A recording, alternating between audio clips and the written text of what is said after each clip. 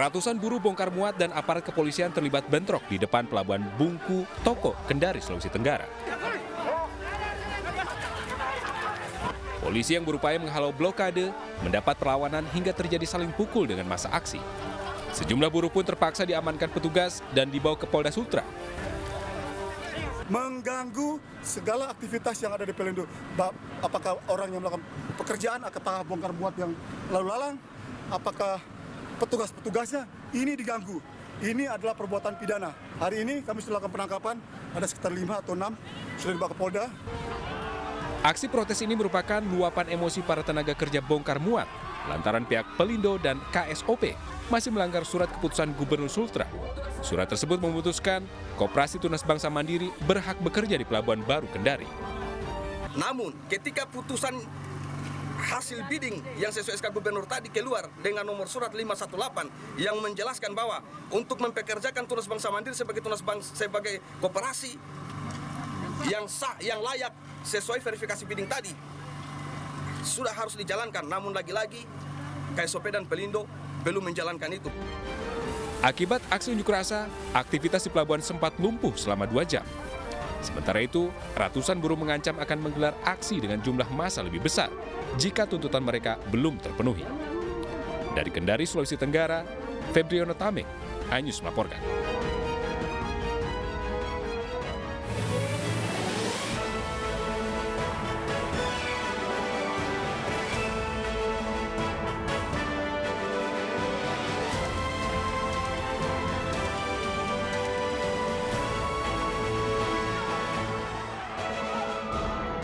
Penertiban lahan milik pemerintah di Desa Kalase 2, Kabupaten Minahasa, ricuh.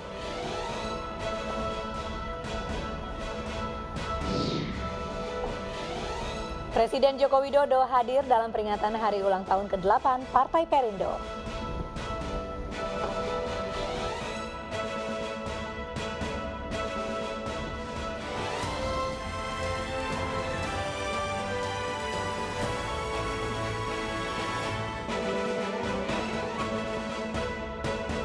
Halo, selamat malam pemirsa. Puluhan pencari kerja pingsan saat berdesakan di acara Job Fair di Batam, Kepulauan Riau. Bersama saya, Mirva Suri, inilah iNews Malam selengkapnya.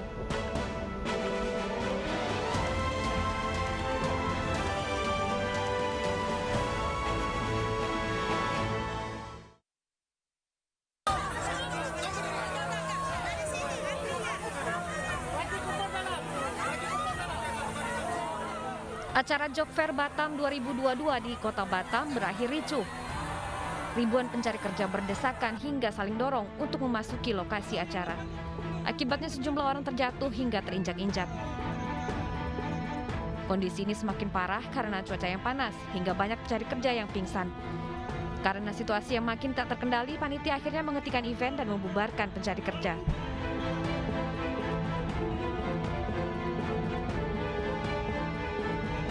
Saya lihat dari volume peserta pencari kerja, pencaker ini cukup banyak sekali. Ya. Ini berarti orang sangat butuh ini. Tadi saya sampaikan Pak Kadis, kan dibuka 789. Nanti kalau ini hari 3 hari nanti evaluasi, kalau perlu buka nanti akhir November kita buka lagi. Masalahnya uangnya tak ada. Nanti ada saya bilang nanti sama BP akan saya duduk supaya bisa dibuka kembali. Job Fair Batam 2002 dibuka selama 3 hari dan diikuti 32 perusahaan di Batam.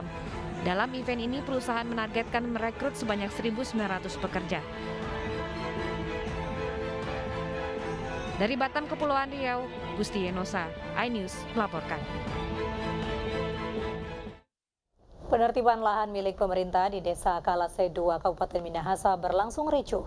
Aparat Brimob Polda Sulut terpaksa menembakkan gas air mata untuk membubarkan massa.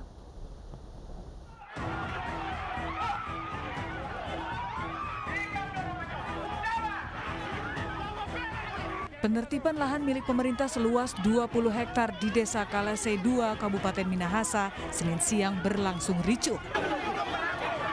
Ratusan warga yang menduduki lahan tersebut memblokade jalan masuk. Kericuan berawal saat petugas kepolisian dan Satuan Polisi Pamong Praja berusaha menerobos jalan yang ditutup warga. Kericuan terus berlanjut ketika warga menuju kantor hukum tua desa setempat dan menyegel pintu masuk kantor. Aparat Brimopolda Sulut terpaksa menembakkan gas air mata ke arah warga untuk membubarkan massa. Sejumlah warga dan mahasiswa yang diduga provokator berhasil diamankan. Ganti rugi kira 1 sen kasihannya anak dan orang kasi sabi mau ganti rugi dari orang banyak berdusta kasi apa orang tuh ganti rugi itu bakamlah itu kasi ada orang mau ganti ruginya anda biar setengah perak. Jadi sudah dilakukan 3 kali sosialisasi peringatan dan juga kita lakukan beberapa kali kegiatan-kegiatan penggalangan kepada mereka. Tetapi masih ada sekelompok warga yang masih menolak. Tetapi sebagian besar sudah menerima apa yang menjadi kebijakan pemerintah. Kebijakan pemerintah dalam hal ini adalah terkait dengan pemanfaatan aset milik Pemprov untuk pembangunan politeknik pariwisata. Jadi di tempat ini akan dibangun kawasan politeknik pariwisata yang nantinya akan bermanfaat bagi masa depan anak-anak muda. Penertiban lahan seluas 20 hektar yang rencananya akan dibangun politeknik pariwisata ini telah 3 kali sosialisasi kepada warga setempat dan sebagian penghuni telah sepakat untuk mengosongkan lahan. Bus angkutan umum seruduk 2 warung dan 1 kantor jasa pengiriman di Jalan Raya Arteri Jakarta Bandung Purwakarta, Jawa Barat. Akibatnya 4 orang terluka dan 2 motor rusak.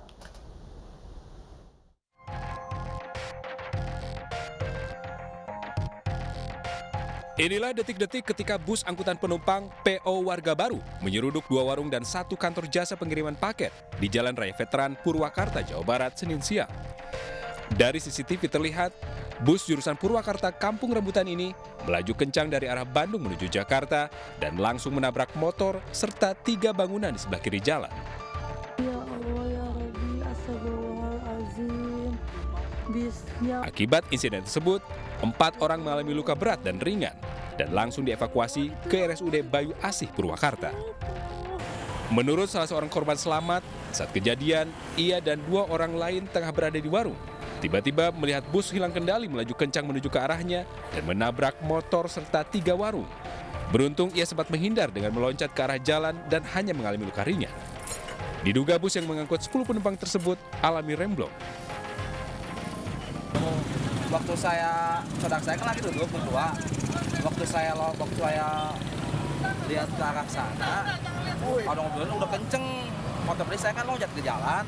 Kalau saya bangun lagi, posisinya saudara saya udah ketimpa tembok sama bangunan. Itu aja. Kata polisinya, yang kata yang lainnya katanya mobilnya udah nabrak si ibu yang di motor yang di sana. Awal bus mengalami remblong, tapi kita masih perlu pendalaman karena untuk pengemudi sudah kita amankan, nanti diminta keterangannya. Untuk sementara kendaraan bus ini menerobos arah warung yang ada di samping kiri jalan. Itu mengakibatkan korban sebanyak. Imbas kecelakaan ini, Jalan Veteran yang merupakan jalan arteri Jakarta Bandung mengalami kemacetan panjang. Sopir bus sudah diamankan polisi untuk dimintai keterangan dan bangkai bus langsung dievakuasi ke kantor Dinas Perhubungan. Dari Purwakarta, Jawa Barat, Irwan Saputra melaporkan. Pasangan suami istri pengendara sepeda motor tertabrak truk tronton di Jalan Kapuk Kamal, Kalideres, Jakarta. Istri tewas usai terjatuh dan terlindas truk.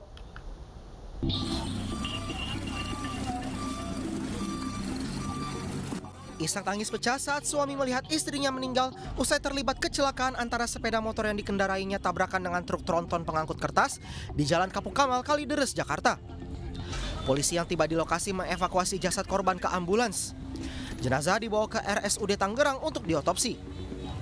Polisi juga mengamankan sopir truk tronton dan motor ke kantor unit Laka Lantas Satuan Wilayah Jakarta Barat.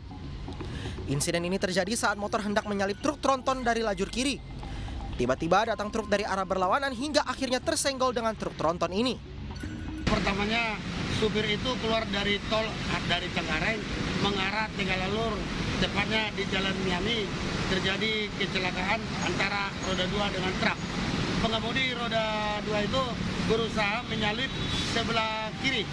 Jadi supir sudah memberikan jalurnya sedikit, tetap dia memaksakan diri, maka akan terjadi kecelakaan. Supir truk tronton masih diperiksa di kantor unit Laka Lantas Satuan Wilayah Jakarta Barat. Dari Jakarta, Miftahul Gani, iNews melaporkan. Dua kereta api Babaranjang bertabrakan di kawasan Lampung Tengah, Lampung. Akibatnya sejumlah jadwal perjalanan kereta terpaksa dibatalkan.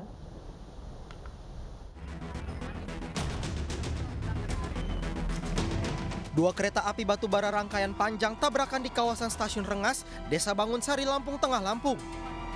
Gerbong kereta api yang menuju Sumatera Selatan terpental dan keluar dari rel. Kecelakaan terjadi karena kedua kereta masuk ke jalur rel yang sama.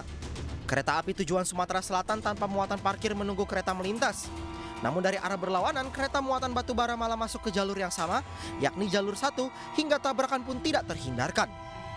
Nah, untuk dugaan sementara kami masih serahkan kepada tim ya, nanti ada dari kantor pusat yang akan melakukan investigasi. Nah, sekarang kita fokus ke evakuasi dulu ya. Tidak ada korban jiwa dalam peristiwa ini. Masinis kedua kereta selamat dan tengah menjalani perawatan di Rumah Sakit Urip Sumoharjo, Bandar Lampung. Meski demikian, jadwal keberangkatan kereta penumpang, kereta Raja Basa, dan Kuala Stabas rute Lampung ke Sumatera Selatan dan sebaliknya dibatalkan. Dari Lampung Tengah, Lampung, Roy Perleoli, iNews melaporkan.